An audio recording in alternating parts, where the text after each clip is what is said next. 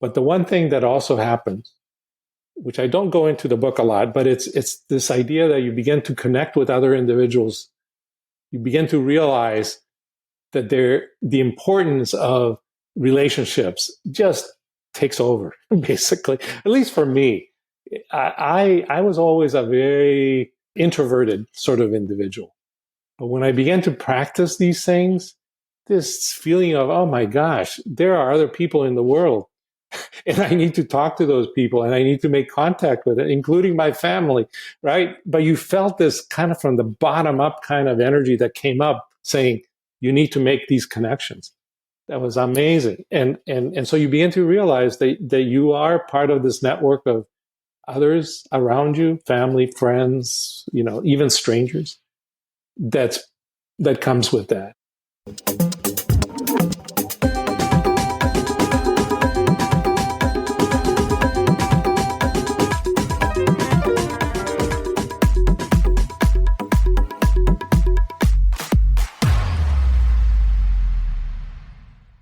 Imagine it's 12 months from now, and you've achieved your major life goals.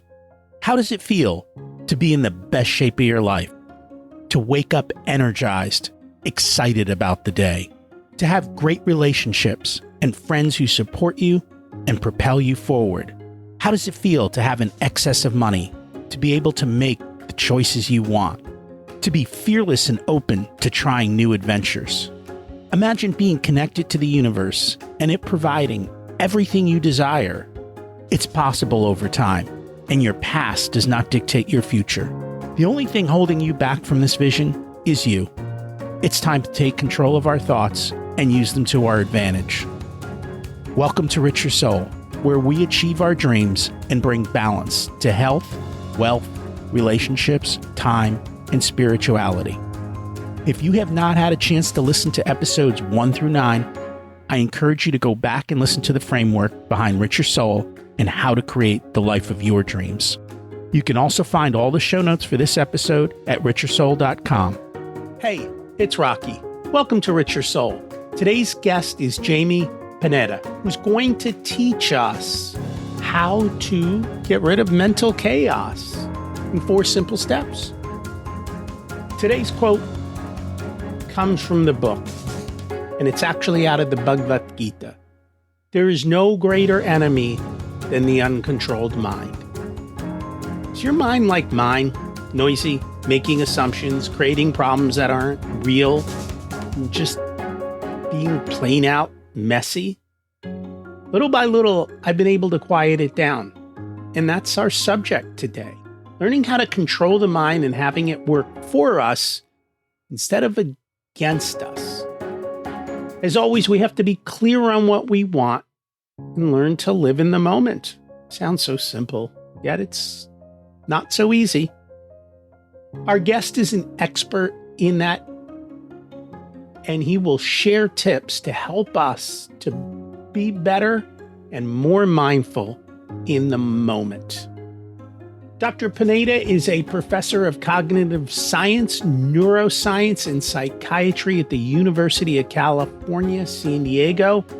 He's written many cited papers and books, and we are going to have a chance to meet him today and learn from his expertise. Welcome to Rich Your Soul, Jaime Pineda. It's great to have you join us today. Thank you. I'm looking forward to talking to you. And I'm excited to learn from you today as well. We always like to start at the beginning. What was it like when you were growing up, and how much did your family and school teach you about money? Sure. So I lived outside of the U.S. until I was about 9 years old. And then I came to the U.S. from about 9 to 18. And then I was on my own after 18. So my initial, first 18 years of my life were really with families that didn't talk a lot about money. And so I didn't get a strong education about finances and how to, treat your money and invest it and things like that. I mean, my family they weren't well off, but they had enough, I think. And so I never felt scarcity or anything like that. I always got all the Christmas toys I wanted, that kind of thing. So it never occurred to me to ask about money, and they never talked about money. But I think what I learned from them was really the value behind money, because my parents were really uh, they gave a lot of money away to organizations, to the church, to neighbors and things like that. And so I always understood that there was a lot of power behind having money available to give to others and to help others. So that value of the power of money to help others, I think, is one of the big influences that I got from my family. Um, but I've never had a really strong sort of need for or want for making money, and that's been my life, I think.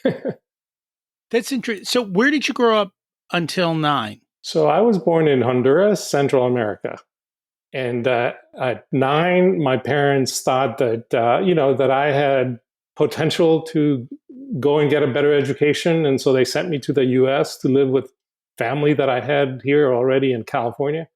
So this new family literally sponsored me and kind of adopted me, if you will. And so I lived with them for 9 years. Now, initially, the idea was that I would only come for a few years, get it, go through high school maybe, and then go back.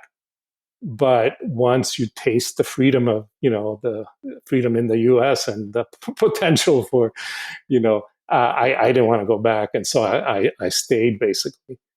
So that was it. And is that why you were on your own at 18?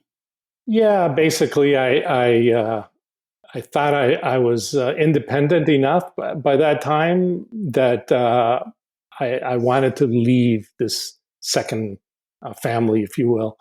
And so I actually joined the military. So I spent 5 years in the Air Force. And that gave me a bridge, if you will, into then once I got out of the Air Force. I was an adult by that time. I knew what I wanted to do. I got married and developed a family and a career, and and all that kind of stuff. So yeah. I was going to ask you, like, how do you get started at 18 with, whether or not you had, but when you join the military, right? That's one way to do it. they give you, they give you essentially everything you need, correct? They did, and really it took me a while to think about that, because I was in the same situation. What do I do if I just go? Do I go? What do I do? And the military was a good option.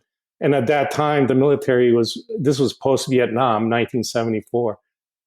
They were actually recruiting heavily for volunteers to join the military, and they were offering all sorts of incentives, the GI Bill, and going overseas to Europe, and all that, training and all sorts of things that just sounded excellent for me to make that jump. And so I did. When I joined the military, I ended up in Europe. In Germany for 2 years, and then I came back to the U.S. I worked at the Pentagon for a while, for a couple of years. So it was actually quite an interesting experience. I learned a lot. Was trained as a computer systems analyst. And so, they gave me an opportunity to do work in that area. So it was very good, a bridge, if you will. Yeah. And now you're a PhD. What was your PhD in? Yeah. So I was always interested in psychology from the very beginning. And part of it was because of this change that I had undergone at 9 years of age, where I left my family, my friends, my culture, went into a new culture, a new language. And so I was always interested in this idea of identity. What makes you who I am? Because I really had to define or find myself in this new world. And it was always fascinating to me. How did that come about? How do I go about making a new me? So psychology was of interest. I got an undergrad degree in psychology. And then I decided I needed to learn more about how the psychology came about, and I wanted to learn about the brain, the hardware part of the whole thing. And so I decided to go into neuroscience, which is the study of the hardware, the, you know, neurochemistry, neurophysiology of the brain, and how that underlies the mind, basically.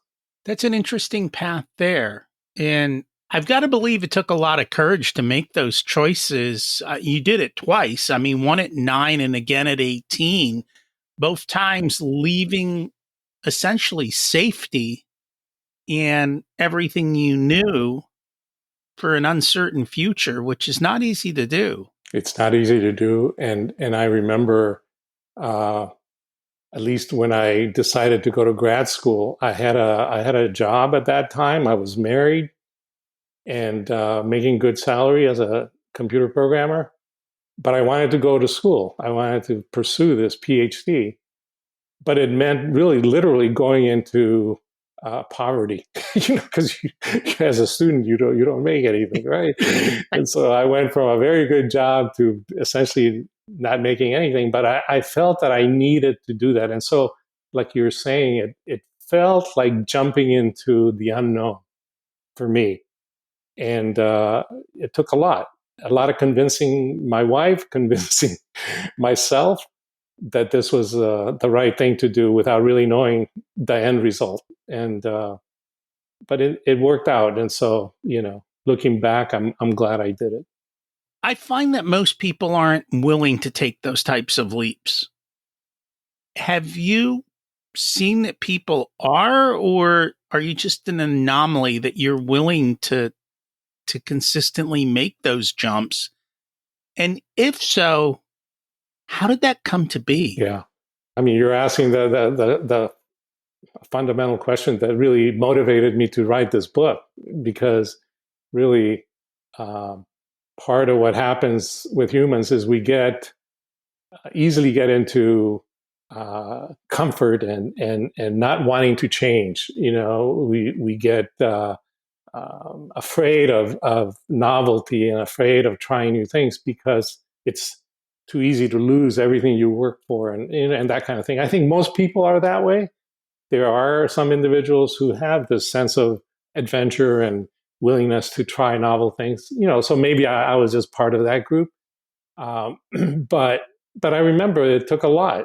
It wasn't like, oh, okay, let me just jump into this thing. It took a lot of energy, a lot of thinking, a lot of uh, thoughtful processes to do it. And but in the book, I talk about this. I'm sorry, were you going to ask something? No, go ahead talk about the book. No, so the what happens, when we're infants. I talk about this thing that we come into the world as very creative beings. If you think of an infant, they come into the world and they don't know anything about the world, but within the first few years, they learn how to adapt to it, they learn the language of the world, they learn how to understand other beings in this world. I mean, it's an amazing set of skills that we develop within the first couple of years. So it's an amazing creative brain that comes and adapts. But I think what happens slowly is that we start and remembering how we did things. And at some point, we begin to depend on those memories more than on the creative nature that we are, right? And so there is in a lot of people this flip. So you go from this creative being to this other thing, which is more comfortable with how I did things before, and therefore I act out of my experiences and my memory, because that's really what drives me, you know. And so making that switch is really interesting. Uh, I say in the book that it's possible to recover the kind of creative mind you had as a youngster, right? But one of the things that you need to do is kind of set aside this dependency on how you did things before, how you acted before. So it's my understanding, and I don't have the educational background that you do, but between the ages of 0 and 6, the mind is I don't know what the right words to use are. It's in a state of being that allows it to absorb information very quickly, very easily, and to essentially process, memorize. I mean, if you think about it, as you said, we learn to do all these things. We learn one, if not more, multiple languages if we're exposed to that, all without a book, all without a teacher, right? Essentially. And I guess my question is are we wasting the first 6 years of a kid's life by not naturally exposing them to a lot more opportunities to just sponge in information? Oh, absolutely. The brain has what we call neuroplasticity, that it's able to change based on the experiences that it receives, right? And so if the experiences that you're getting are rich and supportive, and you're getting a lot of love and all that, the brain just flowers in that kind of environment, right? If on the other hand you're in a impoverished environment where there isn't a lot of input, there isn't a lot of exposure to things, to music, to other individuals, it's a very poor environment. You can see the brain shrinks, and the difference between an enriched brain and an impoverished brain. These are studies that have been done with animals over and over. It's a huge difference. So providing the right input at an early age makes the brain grow. So the brain is able to adapt to its environment. That's the key. It can adapt to any environment. Just like you're pouring, you pour water into a glass, and depending on the shape of the glass, it takes that shape. That's like the brain. The brain in a certain environment will adapt to that environment. So if it's a poor environment, it adapts that way. If it's a rich environment, it adapts that way. Which begs the question, if you're handing a kid an iPad at 2, what kind of an environment are you creating, even unintentionally, of this is the world and this is how it works? It seems to me you're missing so much. And if you really aren't careful with what those inputs are, you're probably setting up a person for failure. Totally agree. Yeah, so it depends on the inputs again. The brain takes anything. The brain has no morality to it or whatever. It just takes whatever you give it and it adapts to it, right? So you have to be wise about the kinds of inputs that you give it, both as a parent, to your children, or for yourself. And the thing to keep in mind is that kind of filtering needs to occur throughout your entire life, not only as a child, even now as adults. We can be exposed to things that we shouldn't be exposed to, and it changes our brains in a certain way, and it changes how we respond to the world in a certain way, right? So we need to be careful as to what we see, what we hear, what we experience, for sure. Interesting. I know we were careful when our kids were young, but I didn't know why.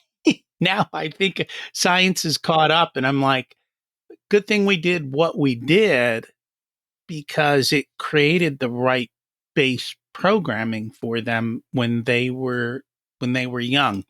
One of the things that I noticed you said early in the book, and I'd love to get your thoughts on this, and this is a quote: I realized that the purpose of life was to enjoy the simple act of being and experiencing the world. Yeah, I think so. Let me go back to my experience. So part of my perspective is not only coming from a scientific perspective, but I also spent 30 years in what's called contemplative practices. I do a lot of meditation, so for 30 years I've been practicing these contemplative mindfulness meditation, that kind of thing. And I think at some point the two align. So from the professional scientific perspective, I always had the goal to achieve. I always wanted to, you know, there's a saying in our university, publish or perish. I always had to, publish something and be active, doing things, or I wouldn't get the promotion or the grants or, whatever. And so that was the driving force. But at some point, I realized that a better motivator of action is really just the sense of happiness, joy that you feel about doing things, right? So it's a different perspective. You're still doing things, but you're doing it because you enjoy things, not because you have to get that outcome, right? And so that sense of enjoyment of simply being yourself leads you to what I think are the right outcomes, but you're coming at it from this other perspective, right? And that became clearer to me as I grew older. That really, for me, the purpose of my life was to come to the world from this sort of joyful, sort of wanting to experience curiosity about the world, and that would bring the fruits of whatever I wanted. And I've noticed there's kind of, it does. Today, there seems to be a merging back of spirituality and science. They separated hundreds of years ago, and it seems like they're kind of coming back together, and that kind of encapsulates what you're talking about.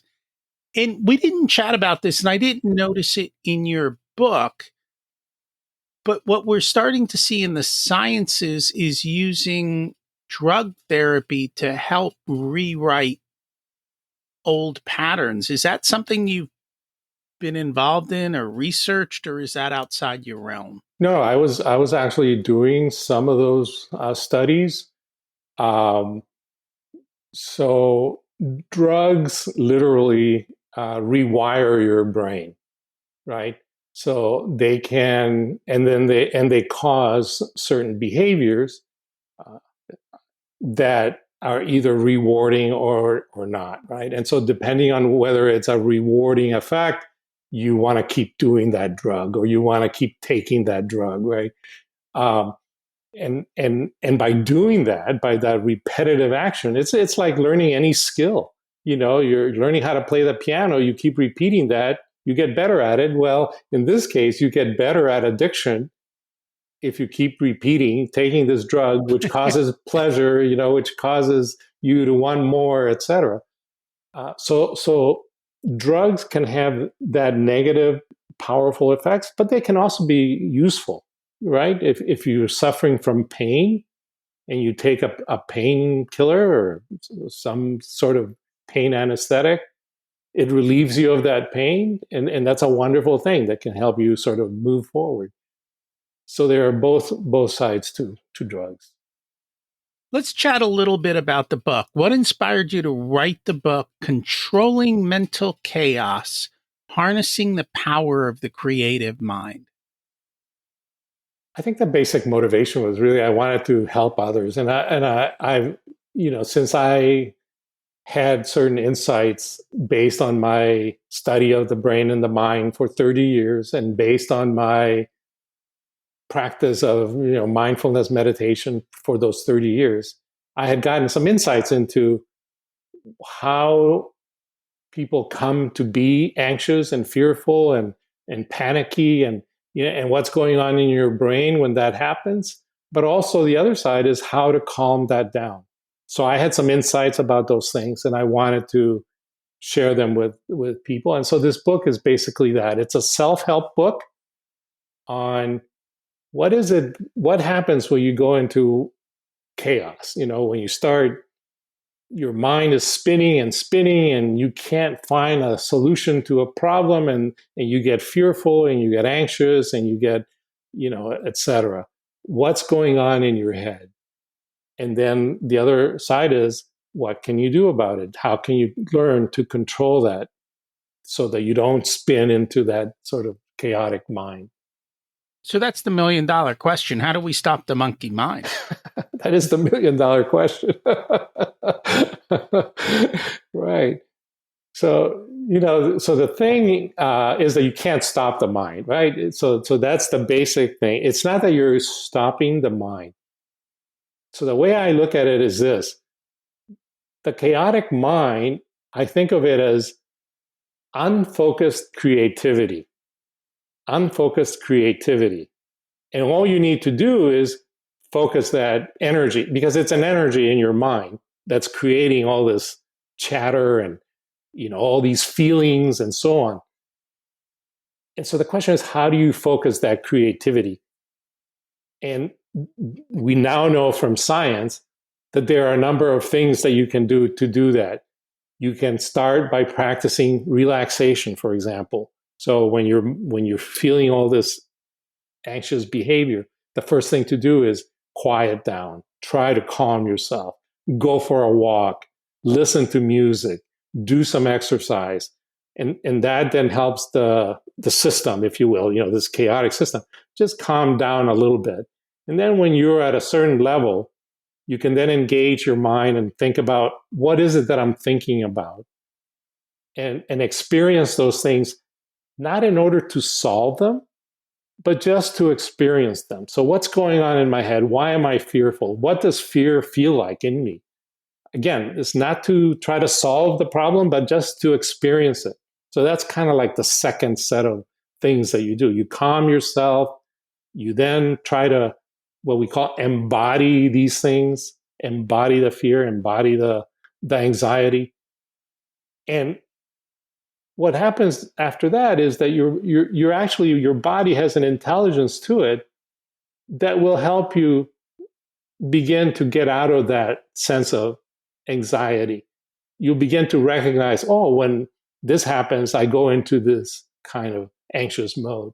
And then you think about, what is it that thing that causes it is, and you go into that. Again, not to solve it, but just to experience it. And so little by little, you begin to realize that it's really just thoughts that are driving all this stuff. It's really just your mind going haywire. And thoughts are just bursts of energy, right? They're just bursts of energy that occur. So if you simply let them go, things will calm down naturally. How do you just let them go? Well, so this is the thing, that it's it's not a magical one-time thing that you have to do. You have to practice these things, and so practicing, say, relaxation, 5 minutes of taking a walk, and or listening to some beautiful music can help you regain that sense of calmness, right? So it's not magic. It's really, there are a number of things that one can do. You can meditate, you can exercise, you can dance. A number of things that one can do to get your organism, which is all wired and all that, to sort of calm down. And like I said, the second part then is, once you're at a level where you can just sit and experience your thoughts, your mind. It's like watching a movie. You just sit there and watch that movie and say, oh, this is what's going on in my mind. I keep thinking about all the fear that I have about this and that. And you just experience it. And the magic is that by just doing that, by simply experiencing it, it begins to sort of fade away. Because again, they're just thoughts.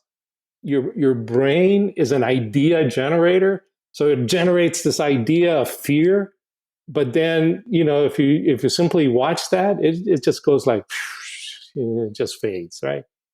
Again, it sounds like magic, and it doesn't occur in one session. So you have to keep practicing these things that I'm talking about. And in the book, I give a number of exercises that one can try.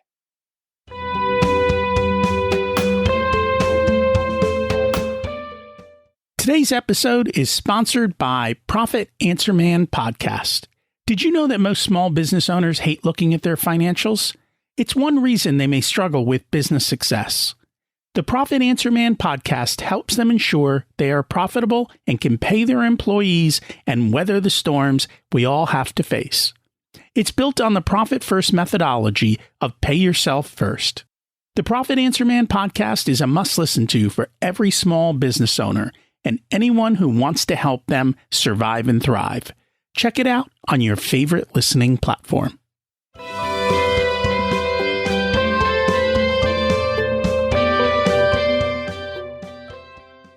And you've got a framework in the book. You've created an acronym, which was RUBI, R-U-B-I, which was to recognize the illusion of separation, understanding why it's so important of what it is that we're facing, finding the right balance between living in the past and living in the present. And it's funny because you didn't even say living in the future, and then how to implement answers to ground ourselves in the now. So it's the recognizing, understanding, the balance in the implementation. What do you mean by the illusion of separation? What are we looking for there? Yeah, so this is you have to be a psychologist, I guess, to get into that idea. But the sense that who we are, who you are, who I am, we come with an initial sense that we are kind of an individual in a body, and so forth, which is normal, right?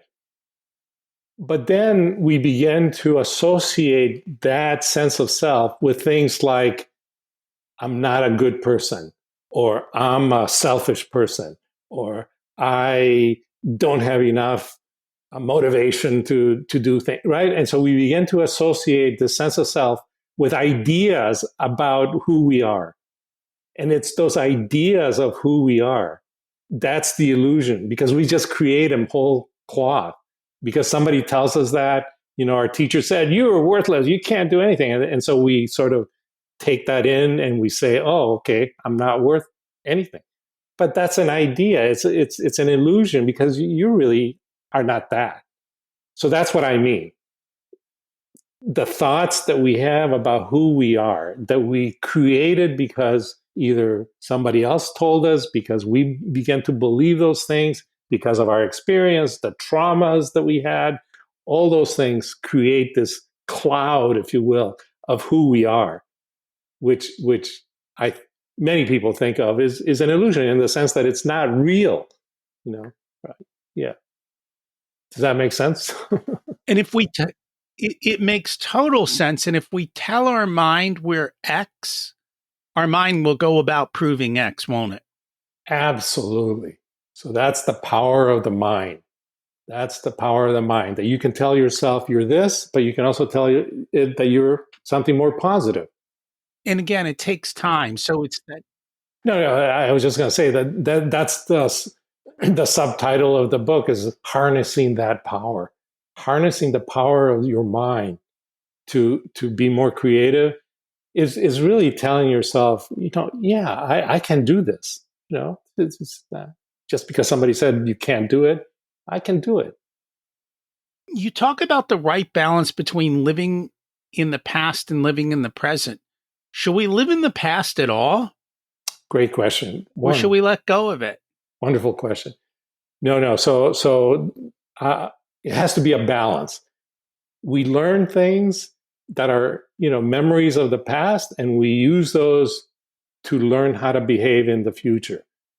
That's a wonderful skill that humans have, right? You learn how to play the piano or the guitar. You don't want to forget that. You want to enjoy that, right? And you take it forth, those memories. So living in the past is absolutely necessary. It's when it becomes the sole thing that we do, only living in the past.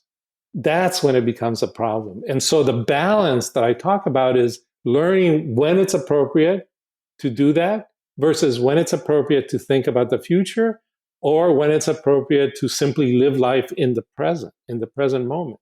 There are three different things that we're able to do, right? But we tend to live mainly in the past. And what's interesting, you pointed out that I don't talk about the future.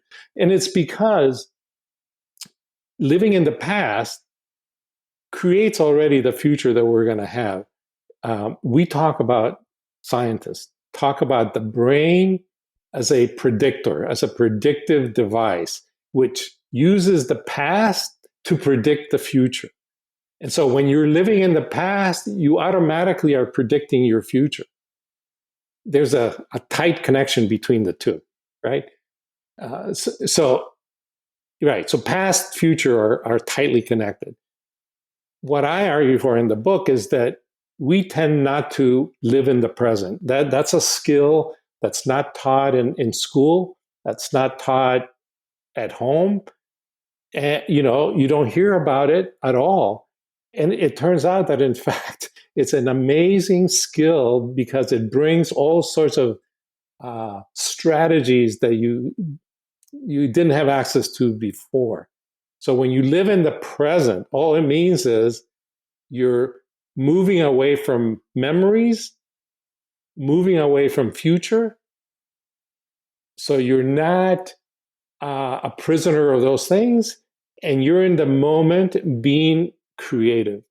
So when you want to get into a sense of creativity, get into living in the moment, living in the present, and you have access to those skills that are more creative, that engage things in novel ways instead of depending on the past, etc. So you said we're not taught this in school. Our parents don't teach it. Sounds like money, but that's a whole nother day. How do we live in this moment? Yes. What are some of those ways? It's the easiest thing, and yet it's the hardest thing. Because if I ask you to just simply sit there and feel where you are, feel that you're right there sitting in a chair at this moment in time, talking to someone, talking to me, just being in that moment is being in the present, right? You're simply aware of what's happening to you, all your senses at this moment in time, right? You're smelling the air, or you're feeling the air conditioner, or whatever. At that moment, this is what's going on. That's being in the present, right? You fill your mind with what's happening to you at that moment. And what happens naturally when you do that is you disconnect with your memories. This is something that we know from science. In the brain, you start disconnecting from memories, and you begin to engage more creative kinds of thinking when you're present. So this is what I encourage people to try to do, right? Because it's a skill that's underdeveloped, and it just provides you with this amazing set of things that we can talk about, but you begin to recognize those things as soon as you begin to practice. So one thing, for example, as soon as you get into this moment, the problems that you had sort of kind of disappear. At that moment, if you're focused on being here, being now, there's no thought of what I'm going to do tomorrow, what I'm going to do in the past, right? You're just here present. So you're disengaging with the problems. If you can give your mind a break from all those problems by doing that, think about it.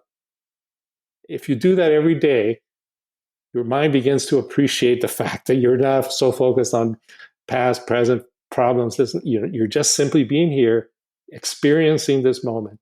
And there's nothing you need to do. You just simply are there, feeling your body, feeling your breath, feeling your skin, smelling, seeing the things you're seeing, hearing the things you're hearing, right? It's a wonderful world to be in. It is. To me, that's being in the flow. Mm-hmm. And just being in the moment, and it leads to creativity, that you can actually focus on creating. And when I say creativity, so I'm in the business world. For me, when I get into that situation, I can look at situations and think of new ways to solve them. It's not creativity of, like, for me, it's not creating a piece of art. It's more creating new ideas or playing through all of that. How does ego play into all of this?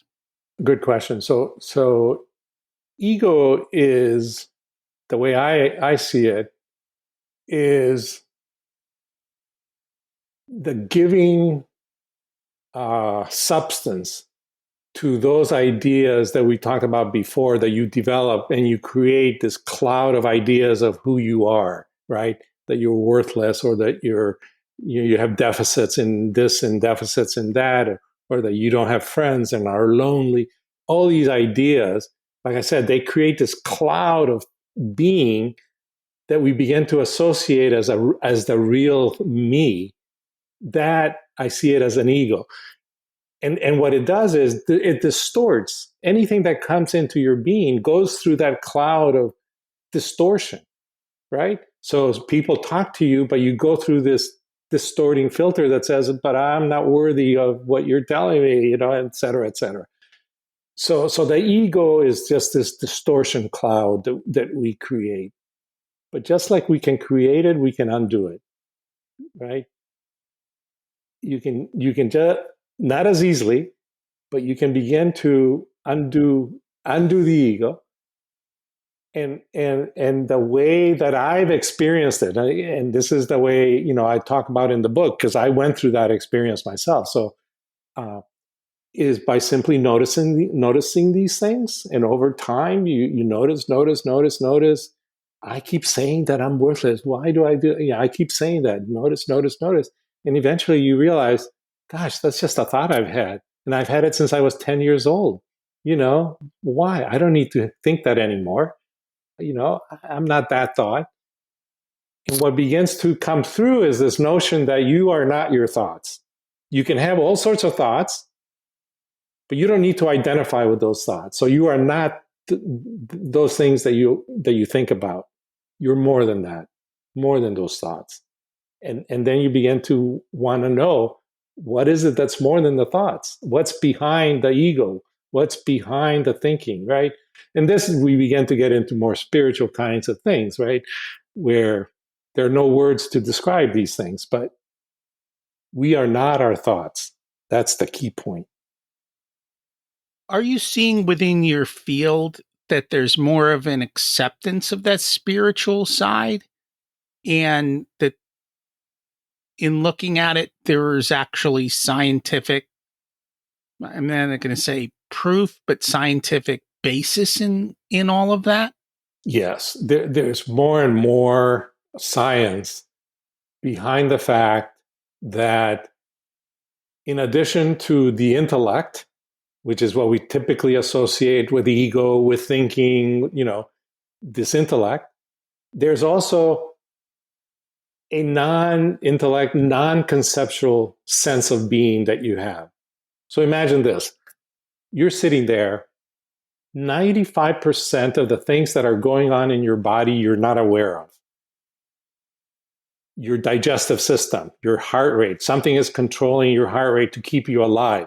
Your breathing, something is doing the breathing for you. Your immune system, something is doing the immune system for you, right? So if we think about it, 95% of the things that are keeping you alive are below this level of awareness, below the level of the intellect. And the way I think of it is that system that's keeping you alive is an intelligent system, highly intelligent system that's doing all these things in the background, if you will, right? There's enormous amount of evidence that, in fact, that's true. That 95% of things we're not aware of, and only a small percentage do we become aware of and say, oh, okay, I'm going to do this, or I'm going to be this, or I'm going to. That's only like about 5% of the things that we do.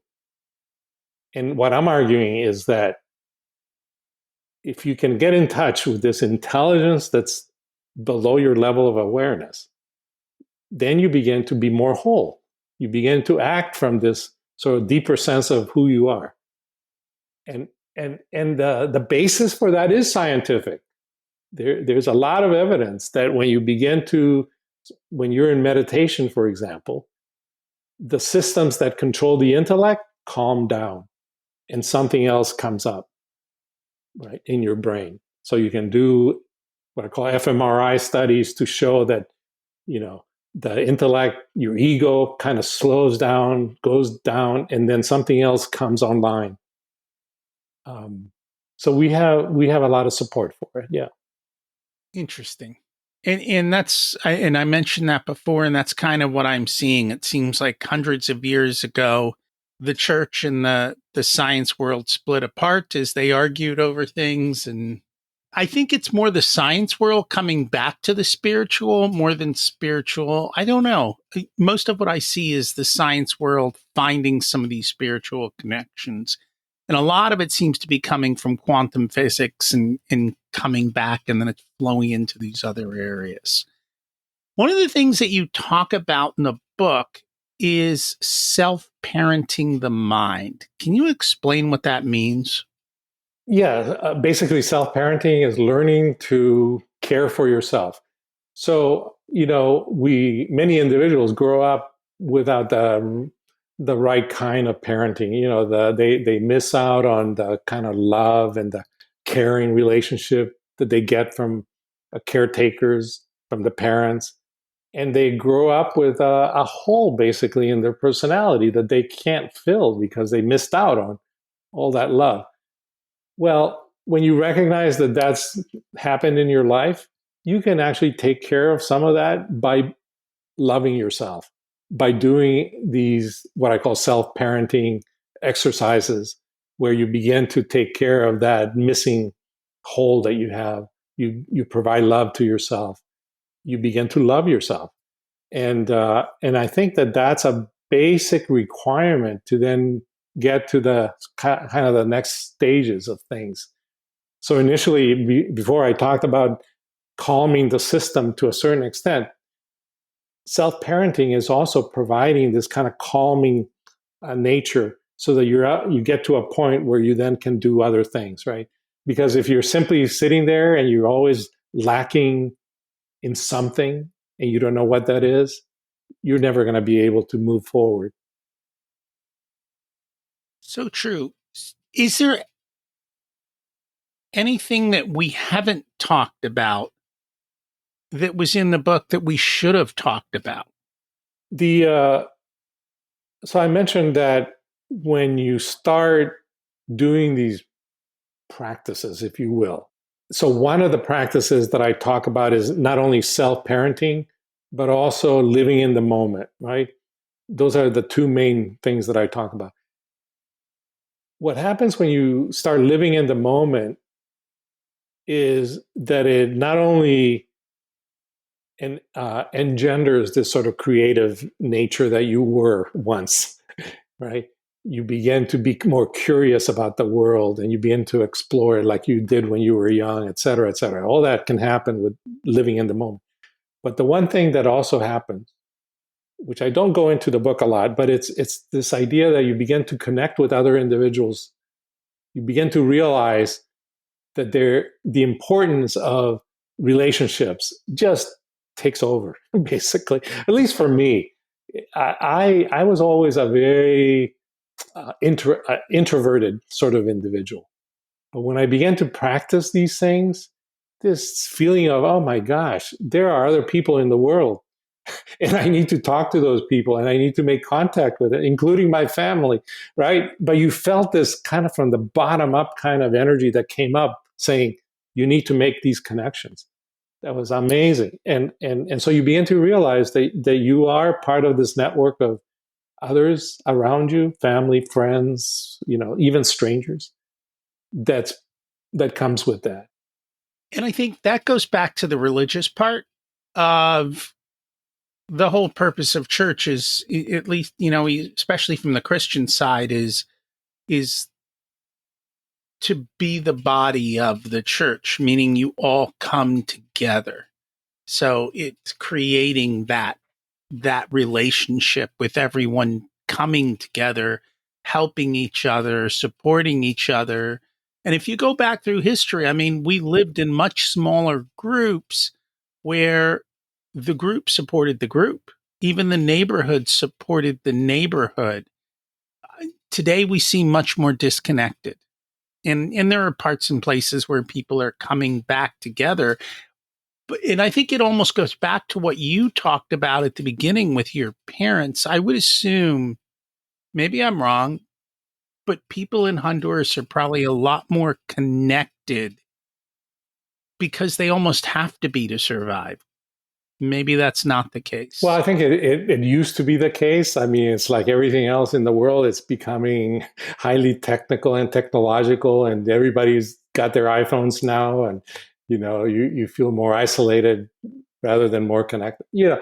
But you're right. I mean, when I was young, I remember I would get out early in the morning, like during the weekends.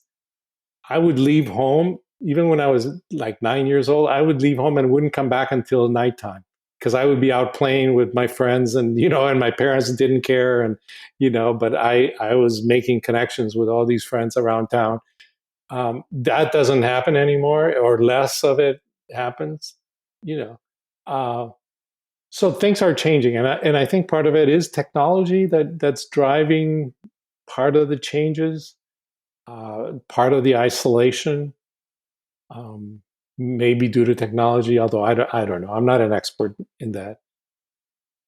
I know right now they're talking, especially amongst younger age groups, a whole bunch of anxiety, a whole bunch of different psychological things that are coming along.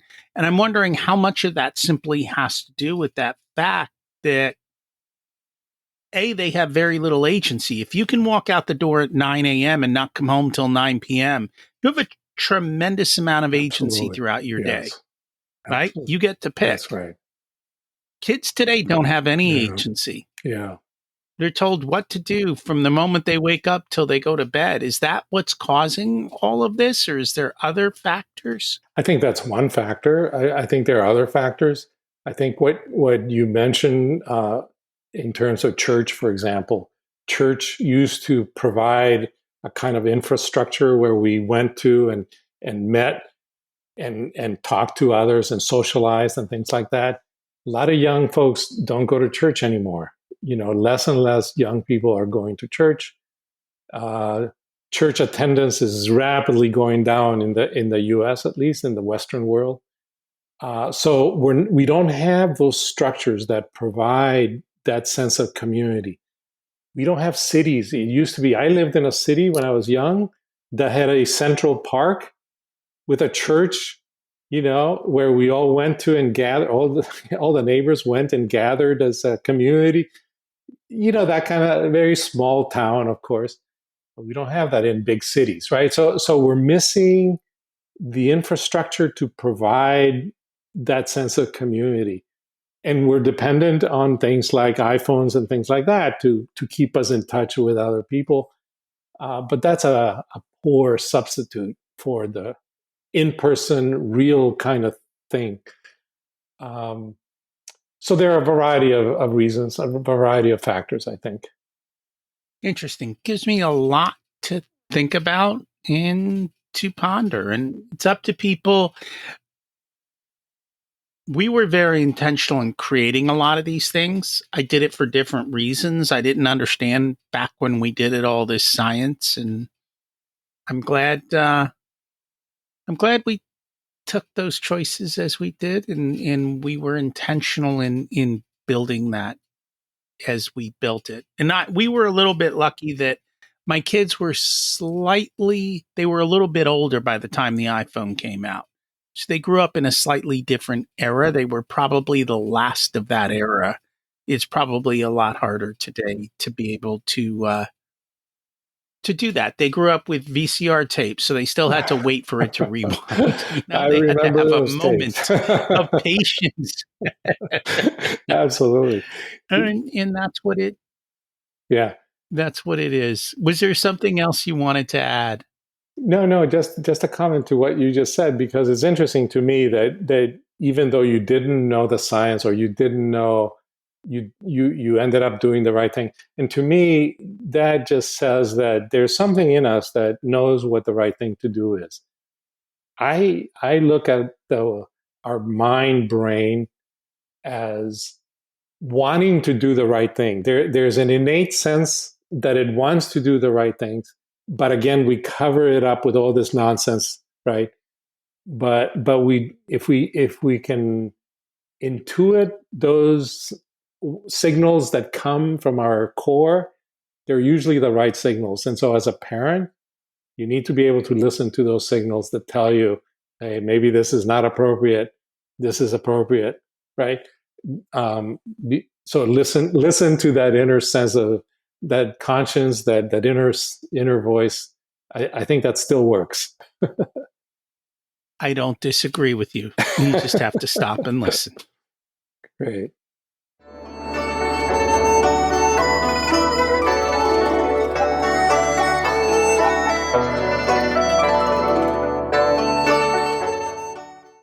It's time to learn the secrets of life. What's your secret to living an abundant life? Oh, yeah. Great question. I think the secret for me is knowing that I already have it. Knowing that, I mean, this is how I feel. I feel my life is abundant. I don't need to ask for anything. I already have it. And things for me kind of manifest, if you will, So I think the secret is that believe that you're already there. It's interesting that you say, as a scientific person, that things manifest. We might have different definitions of what. And we may. What did you learn later in life that you wish you would have learned sooner? Oh my gosh. Yes. The main thing I learned is that I wish I hadn't been as fearful of things when I was young, right? Fear drove a lot of the kind of bad behavior, bad decisions that I've made. And now I realize fear was just a thought I had. And I try not to engage that. And I live better without it. We all would. And I think too often society almost makes you fearful. School makes you fearful. It doesn't actually teach you to let go of fear, which is kind of a shame. Yeah, I agree. If you were to give an 18-year-old one specific piece of wisdom, what would it be? Don't worry so much about outcomes. Focus more on enjoying what you have, what you are, and then the outcomes will come. I actually used to say that in my classes at school. Students are so focused on getting that A. And I said, don't focus on getting an A. Focus on enjoying the class, and the A will come. Right? If you enjoy what you're learning, you'll get the A. If you enjoy what you do in life, success will happen. Yes, absolutely. Because it's just going to be fun. Absolutely.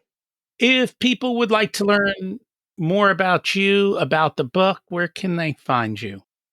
So the book is sold on Amazon and Barnes and Noble, but I have a website called theunencumberedmind.com where they can go and look me up. Theunencumberedmind.com.